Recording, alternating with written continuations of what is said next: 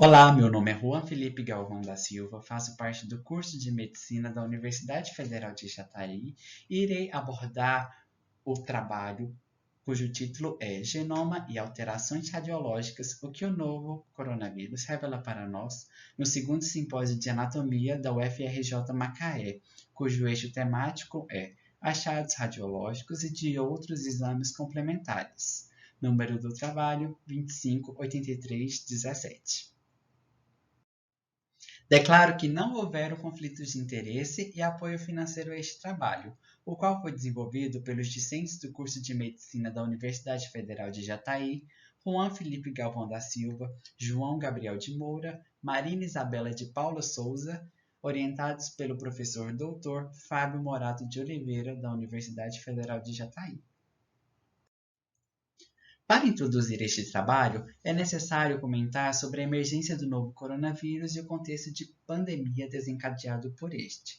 Os primeiros casos assinalados e registrados em razão deste patógeno ocorreram no ano de 2019, no mês de dezembro, na província chinesa de Hubei, na cidade de Wuhan. Este novo coronavírus, desde o momento dos primeiros casos diagnosticados, tem se mostrado um desafio às diversas nações e à comunidade científica internacional, em razão da alta transmissibilidade e das manifestações clínicas diversas, visto que esse patógeno permitiu o acometimento de diversos indivíduos em várias nações em tão pouco tempo. O vírus, então, traz consigo uma sintomatologia que pode ser desde casos mais brandos, assintomáticos, até casos graves, com a necessidade de hospitalização e suporte respiratório, o que está sendo um desafio enorme a diversos países em razão da sobrecarga ao sistema de saúde destes. E, desse modo, discute-se então o caráter da virulência desse vírus, a patogenicidade desse vírus, que é um fato que desperta pesquisas relacionadas à genômica e à citopatologia da Covid-19. Nesse sentido, nosso trabalho objetiva analisar a composição genômica do SARS-CoV-2 e os reflexos clínicos da infecção desencadeada por este patógeno e as evidências radiológicas das alterações no organismo em razão dessa doença. A metodologia utilizada para a elaboração desse trabalho consiste em uma revisão sistemática da literatura de caráter descritiva, a qual utilizou textos da fonte de dados PubMed, com os seguintes descritores: genética, SARS-CoV-2 e radiografia. E com isso foram selecionados 12 artigos, todos em inglês, e que atendessem à temática desejada por este trabalho entre os anos de 2019 e 2020.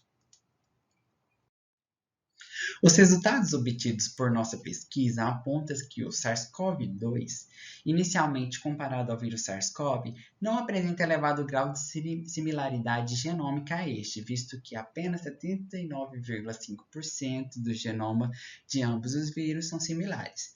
Nesse sentido, aponta-se que o vírus RATG12, isolado no morcego na espécie Rhinolophus affinis, apresenta elevado grau de equivalência ao SARS-CoV-2, de 91,3%. Nesse sentido, estudos ainda estão sendo realizados para determinar a sequência filogenética do SARS-CoV-2. Sabe-se que a família do SARS-CoV-2 é Coronavirida e o gênero Beta-Coronavírus. Nesse sentido, estruturalmente, o vírus SARS-CoV-2 constitui-se de uma RNA de fita simples, contínua e polaridade positiva. Sabe-se que, estruturalmente, esse vírus é formado por proteínas estruturais e não estruturais. Entre as proteínas estruturais estão a proteína S, a glicoproteína M, relacionada à transmembrana do vírus, a proteína E, relacionada ao envelope, e a fosfoproteína N.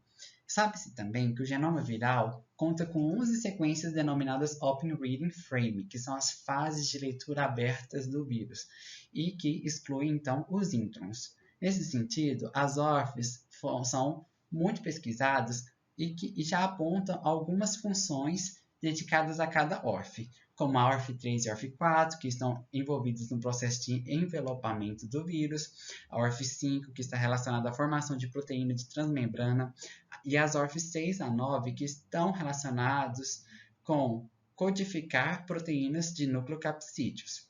Já as ORFs que foram abordadas neste trabalho e que merecem destaque são a ORF1AB e a ORF2. A ORF1AB ela é importante pois expressa 16 proteínas não estruturais e que serão responsáveis pela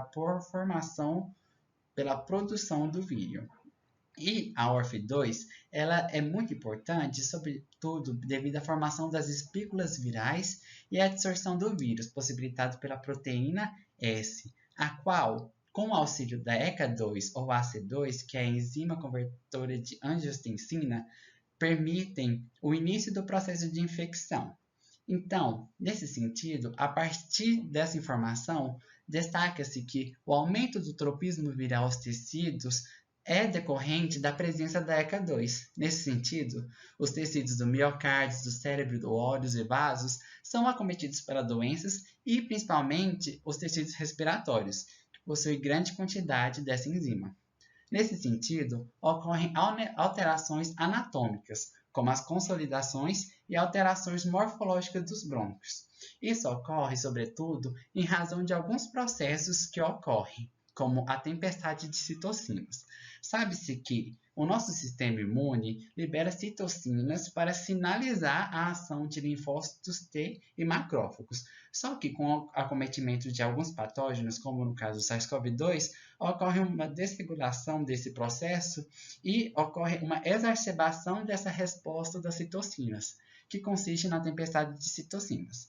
E, além disso, a capacidade de infectar linfócitos e as alterações missense na ORF8, que é também uma ORF muito importante para o grau de patogenicidade do vírus, permite a desregulação do sistema imune e alterações anatômicas. Além disso, também é necessário ressaltar que a hemaglutinina esterase viral permite a formação de trombos e que também marca diversas situações clínicas complicadas para os médicos e os profissionais de saúde tentarem minimizar ou até extinguir os pacientes que estão acometidos pelo SARS-CoV-2.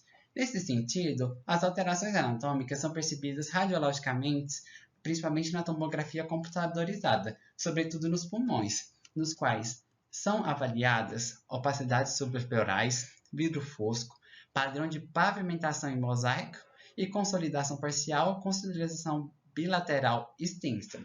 Nesse sentido, essas alterações radiológicas são perceptíveis de acordo com o grau de evolução da doença. Até o quarto dia, são evidenciadas opacidades suprapleurais e vidro fosco, como aqui na primeira imagem que vocês podem ver na tomografia computadorizada esses achados radiológicos.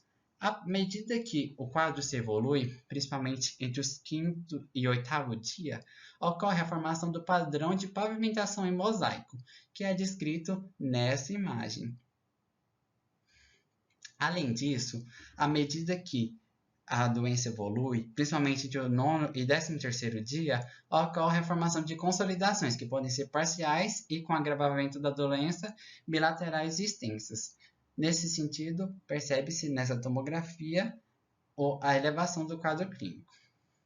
E assim, também sugere-se que algumas alterações reticulares ocorrem a partir do dia 14.